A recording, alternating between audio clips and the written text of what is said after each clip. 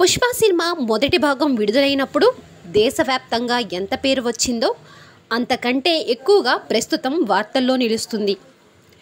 Cinema షూటింగ్ని త్వరగా పూర్తి చేసి ఆగస్టు 15కు విడుదల చేస్తున్నట్లు ఏడాది క్రితమే చిత్ర యూనిట్ ప్రకటించింది.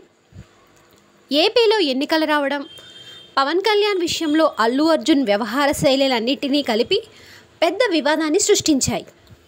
దీంతో ఈ సమయంలో సినిమా విడుదల చేస్తే కష్టమవుతుందనే ఉద్దేశంతో నిర్మాతలు డిసెంబర్ 6కు వాయిదా వేశారు.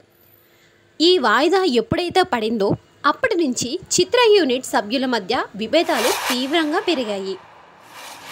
సినిమాను ఒకేసారి 3 యూనిట్లు ఏర్పాటు చేసి షూటింగ్ని త్వరగా పూర్తి చేయాలని అల్లు అర్జున్ దర్శకుడిని కోరారు. కానీ ఆయన ఒప్పుకోలేదు. సన్నివేశాలు బాగా రావాలంటే ప్రతి విషయంలో తన జోక్యం ఉండాలని చెప్పేశారు. దీంతో వీరిద్దరి మధ్య విభేదాలు పెరిగాయి.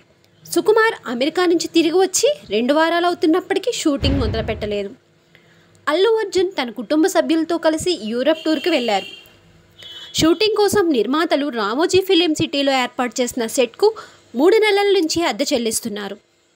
సినిమాలో కొన్ని సన్నివేశాలను తిరిగి తీయడం వల్ల నటులు కాల్ షీట్లకు డబ్బులు చెల్లించడంతో పాటు షూటింగ్ ఖర్చు విపరీతంగా అవుతుంది.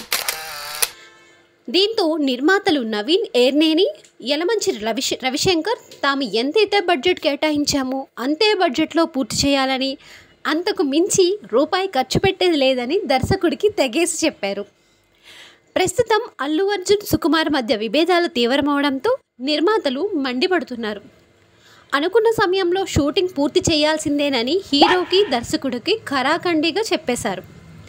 వారిద్దరూ విభేదాలు ఎంతవరకు షూటింగ్ జరిగే ప్రసక్తే లేదన్నారు. ఈ సినిమాకు ఇప్పటి వరకు దాదాపు 400 కోట్లు ఖర్చు చేశారు.